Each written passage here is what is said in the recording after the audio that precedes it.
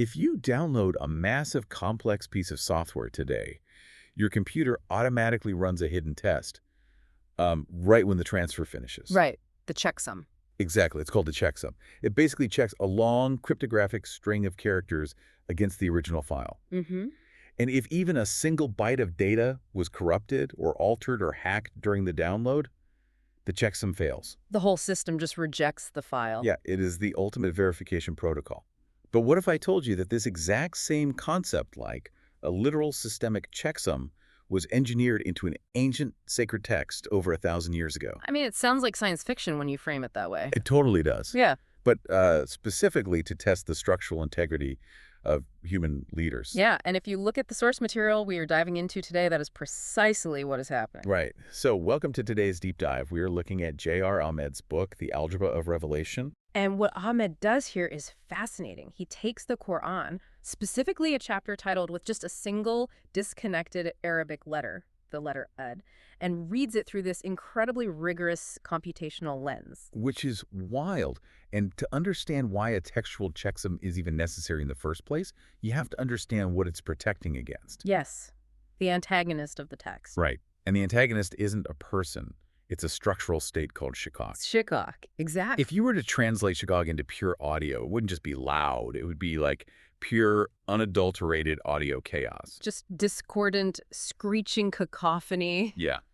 100 overlapping voices shouting at once, bursts of static, fragmented noise just drilling into your ears until you literally cannot form a coherent thought. That is the perfect visualization of it, because Ṣidq is systemic fragmentation. Okay. It is a literal structural break from objective reality. And Ahmed's analysis treats this opening letter not as some vague mystical symbol, but as a modular preamble. Like a piece of metadata. Exactly. It is a filter explicitly designed to block out the chaotic noise of Ṣidq and audit the system. Which raises this fascinating, incredibly urgent question for you, the listener. Like, how do you actually test if a leader or a high-level node in any network is solid, or if they are secretly just adding to the noise? Right. How does the divine system audit its highest-level administrators? Yeah. And to figure that out, Ahmed says we have to decode the linguistic building blocks that this UD protocol represents in the text itself. Starting with the first block, which is A to Q. Now, I know A to Q is usually translated as veracity or truthfulness, but what does that actually look like when it's engineered into a system? Well, in a systemic context, a human node is considered vedic when its internal data flawlessly matches its external manifestation. So zero discrepancy between its core programming and its output. Exactly. It means the administrator is completely free from what Ahmed calls internal displacement. Wait, zero internal displacement? I have to push back on that because that sounds completely impossible in the real world. How so? I mean, every leader, every manager, every parent has to put on a brave face when things are falling apart behind the scenes. Are you saying the system views a brave face as a systemic flaw? Systemically speaking, absolutely. Wait, really? Yes, because what we commonly call a brave face, or hypocrisy, requires an immense amount of computational energy to maintain. Oh, wow. Think about the thermodynamic cost of a facade. You are burning energy to project an image that does not align with your internal reality. Which is exhausting. Right. That is energy being diverted away from processing actual objective reality. The IDE protocol demands zero internal displacement because inefficiency at the highest levels of administration eventually leads to structural collapse. Okay, when you put it in terms of energy and processing power, that makes total sense. It's pure physics. Right. A node spending half its RAM running a simulation of competence is a node that's going to fail when a real load is applied. Exactly. Which brings us perfectly to the second building block, derived from the same linguistic root as UD. That block is UB. Yes. And I'll admit, this is where the text completely shattered my preconceptions. Because usually, Algebra is translated as patience. Which is how most people interpret it. And frankly, patience sounds incredibly passive. It sounds like waiting in line at the DMV, just quietly suffering until your number is called. Yeah, and that is a complete misunderstanding of the word systemic application. The text redefines it entirely. Right. Opera is not passive waiting. Systemically, it is structural integrity under load. Structural integrity under load. I mean, that completely shifts the paradigm from passive endurance to active engineering. It really does. When I read that, I immediately pictured a massive modern skyscraper built with those giant tuned mass dampers. Oh, the huge counterweights near the roof. Exactly. When a magnitude 8 earthquake hits or a hurricane batters the city, that skyscraper doesn't just rigidly absorb the shock. Right, it sways. It sways, sometimes violently. But the steel doesn't snap. The internal structure holds. It maintains its original architectural blueprint despite being thrown into a catastrophic high-pressure environment. That is the precise physical equivalent. Abra is the capacity of a material, or in this case a human mind, to retain its foundational form when subjected to extreme external pressure. Wow. The odd header at the beginning of the chapter is notifying us that what follows is a masterclass in validation. Testing for Id, Q, and Ob. Exactly. Testing internal veracity and structural integrity under load. But here's where my skyscraper analogy falls short. Yeah. I buy the hardware aspect. You know, the steel holds, the building doesn't collapse. Right. But hardware alone doesn't process anything. A hard drive doesn't fix its own corrupted files just because its titanium casing survived a drop. That's true. So if the noise of Shiitake is actively trying to fragment the system, there has to be some sort of executable file, like an antivirus or a core operating system, running in the background to fight that off, right? Yes, exactly. And the text actually names that software. It is called the decode, The decode. which translates to the unified reminder. When I was reading about the decode, I kept imagining this steady, deep, unshakable heartbeat, pulsing right beneath the surface of the text. That's a great way to think about it. Because it's framed as the ultimate antidote to dissension. Right. It is the unifying frequency. In the chapter, the text draws a hard line. It explicitly contrasts the validation protocol of Ud with those who are trapped in pride and Ṣidq. And it's crucial to understand that opposition to objective reality here isn't framed as a mere difference of opinion. It is always a structural split. A fragmentation of the node. Exactly. The decode, that steady heartbeat you're imagining, is the software update that constantly restores those fragmented pieces back into a single, cohesive unit. It's like a computer that hasn't been maintained. You've got files split and scattered across 100 different sectors of the hard drive. The machine is running incredibly hot. The fan is screaming. Everything is lagging. Yes, the system is choking. Right. The Ṣidq is slowly ruining the machine from the inside. The decode acts as the ultimate defragmentation tool. Defragging the system. Exactly. It runs through the chaos, pulls every scattered piece of data back together, and reorganizes it into a highly efficient, unified state.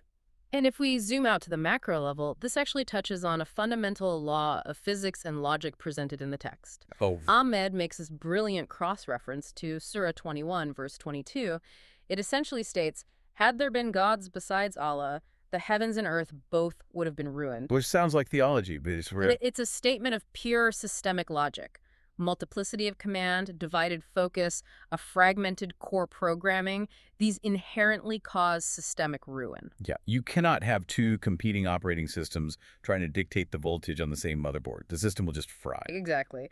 The odd protocol validates that systemic oneness is the only sustainable configuration for reality. Okay, so we have the theory. We have the metadata filter of odd, the hardware of ob, and the software dig. But an engineering manual is useless until you actually test the materials.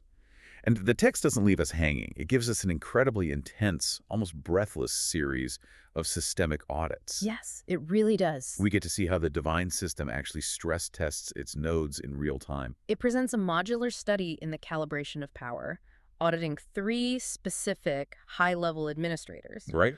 Dawood, Sulaiman, and Ayub, or David, Solomon, and Job. Let's look at how the threat escalates, because it starts with an external shock. Case study number 1 is David. Yes, David. The text describes him as an administrator endowed with strength. But his audit doesn't happen on a battlefield.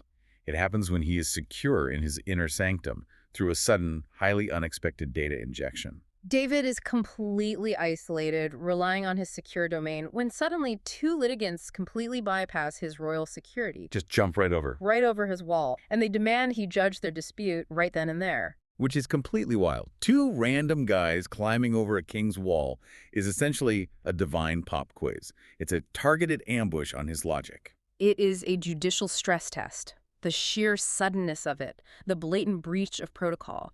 It's entirely designed to startle him. Applying maximum load instantly. Exactly. The system is applying a massive load instantly to see how his internal architecture reacts.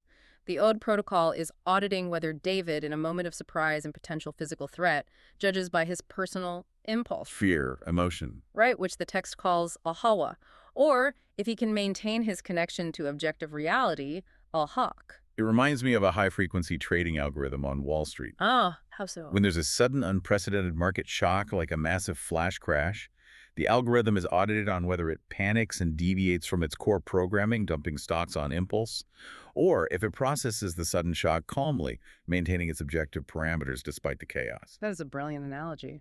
David is required to be that flawless algorithm. But here's the critical part. He isn't flawless, is he? He actually experiences a momentary fluctuation. He does, and that is what makes this so profound. When David realizes it's a test, he doesn't double down on his authority. He instantly recalibrates. He fixes the lag. The text says he turned back. The Arabic word is anaba. He recognizes the applied load, asks for forgiveness for any momentary internal lag or assumption, and bows down. Wow. He passes the validation not because he was impenetrable, but because his node immediately, flawlessly realigned with the unified reminder. Okay, so David survives a sudden external surprise attack on his logic, but an external surprise is just a baseline test. Right. What happens when the threat isn't a surprise attack, but a slow, seductive corruption of your own operating system? That brings us to a completely different type of administrator. Solomon or Suleiman. Exactly. Solomon's audit is far more insidious than a sudden breach of a wall. He is an administrator of vast resources. We are talking about the management of immense high-energy systems. His test involves a display of horses. And in the historical and economic context of his era, these aren't just animals. Their technology. They are the absolute pinnacle of military technology and economic power. High-energy assets.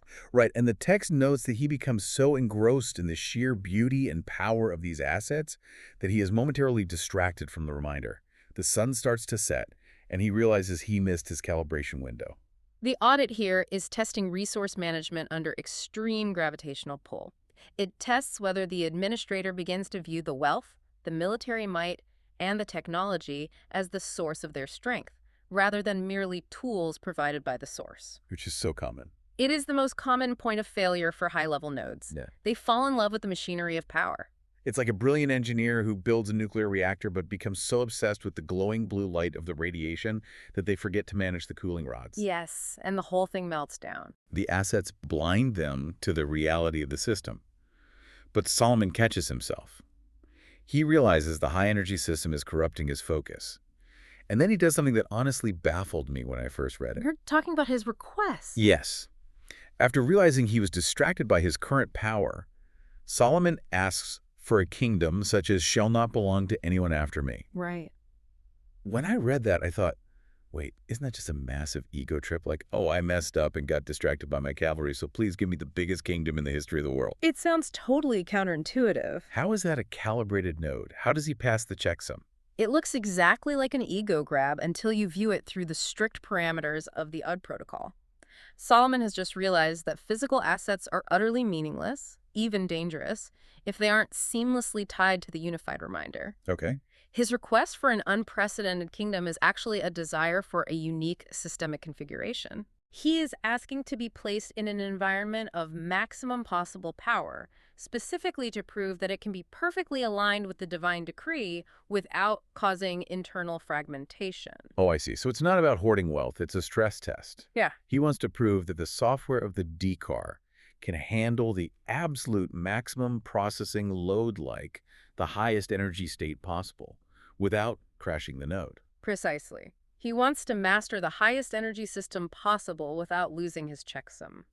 And the unifying action between David and Solomon is that word we discussed, anaba. They turn back. They turn back. The text literally titles them Awab, the turning node.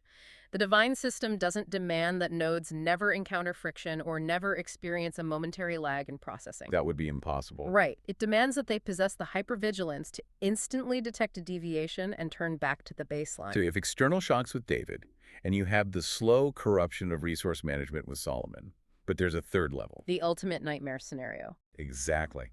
What happens when the motherboard itself starts melting? What happens when the physical hardware of the node undergoes catastrophic entropy? That brings us to the third and most severe audit, Job, or Ayub. Yeah. This isn't about wall jumpers or cavalry. Job is subjected to a total physical, biological, and environmental collapse. The text describes him calling out, saying that Al-Shain has touched him with hardship and torment. And in this systemic framework, Al-Shain isn't just a pitchfork-wielding villain. No, not at all. It represents the ultimate introduction of noise, friction, and pure suffering into the system. It's a malicious virus actively trying to corrupt the core programming and force a structural break. It is the ultimate entropy. Think about it biologically. It's like an immune system facing total cascading organ failure. God. Job loses his wealth, his family, his health. Every single external metric that provided stability is violently stripped away. His hardware is failing completely. He is in absolute agony. He is. And yet the system audits him in the midst of this complete meltdown and finds that his structural integrity under load holds. The text explicitly says, "Indeed, we found him patient. He was one who repeatedly turned back." It's awe-inspiring when you really sit with it. It is the crucible of the entire theory. It's one thing to maintain your integrity when you're a king judging a dispute in a palace or a monarch admiring a vast army. Sure. It is an entirely different universe of validation to maintain your systemic calibration when your actual physical form is agonizingly breaking down into dust. Wow. Job proves that the decode, the software of the unified reminder, can survive even the complete and utter destruction of the hardware. He proves the protocol is indestructible, which logically brings the text to its final conclusion. After setting up the metadata filter, defining the hardware and software, and running these 3 escalating intense audits, the chapter concludes by defining the ideal node. Yes, the final messenger. The ultimate validated channel for the data stream. The text explicitly states his parameters. The messenger says, "I do not ask you for any payment, and I am not of the pretenders." The pretenders. The Arabic word used here is al-mutakallifin. These are individuals who impose burdens, who overcomplicate reality, who fake their status to extract resources. So they're just adding noise. Systemically speaking, yes. They are nodes that exist only to add noise. Oh, I know exactly what the al-mutakallifin are in a modern tech sense. They are bloatware. Bloatware, that's perfect. You know when you buy a new computer and it comes pre-installed with all those trial programs, background scanners, and flashy widgets you never asked for? Yes, the ones you can't uninstall. Exactly. They just sit there in the background, draining your CPU, eating up your RAM, making the whole system incredibly sluggish. They impose a massive burden on the processor while pretending to be absolutely essential. That is exactly what they are. The pretenders add friction to the system. They require you to jump through bureaucratic hoops, pay psychological tolls, and navigate their fragile egos just to access the truth. And our modern world heavily rewards the al-mutakallifin. Heavily. But a true messenger, one who carries the ad validation, is the exact opposite. He asks for no payment and adds absolutely no burdens. So clean. He is a hyper-efficient, perfectly clean data stream that delivers the unified reminder without adding a single ounce of friction. So when we pull back and look at the grand synthesis of J.R. Ahmed's analysis, this chapter of it isn't just a collection of disconnected historical fables. No, not at all. It is a literal systemic validation manual. It absolutely is. It proves that the divine system is alive, and it constantly, rigorously stress tests its nodes to ensure that power, whether it's judicial authority, economic might, or the power of physical endurance, never morphs into dissension, into shikwa. Wow. It maps out the exact rational path from the internal calibration of a single human agent all the way to the objective reality of universal laws. It completely redefines what it means to be intelligent. Ahmed frames this as sovereign intelligence. Yeah. And what I love is that sovereign intelligence, as modeled by David, Solomon, and Job, isn't about being perfectly, statically flawless from the moment you boot up. If you are operating in a world of high pressure, you are going to sway like that skyscraper. You are going to experience friction. True systemic intelligence requires constant, active recalibration. It requires being the awwub, the turning node. Right. It is the active, continuous, deeply humble effort to maintain the unified reminder against the relentless, grinding friction of existence and power. And this is where we bring it right back to you listening to this deep dive right now.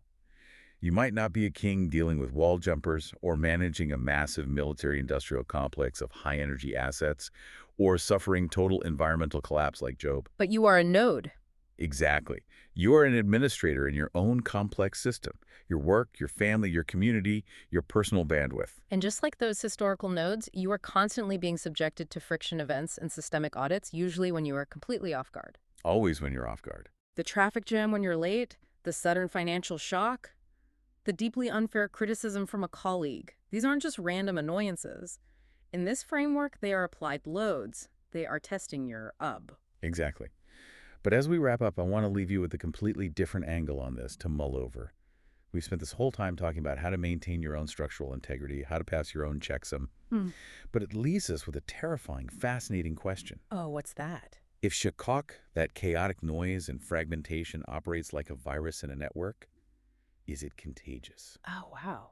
When you interact with a corrupted node, a colleague, a leader, a friend who has completely lost their dicker and is functioning purely on ego and noise, does your internal system start trying to sync with theirs? That is a terrifying thought. The next time you feel your structural integrity failing around a specific person, ask yourself, are you actually breaking down under the load, or are you just accidentally downloading their corrupted update?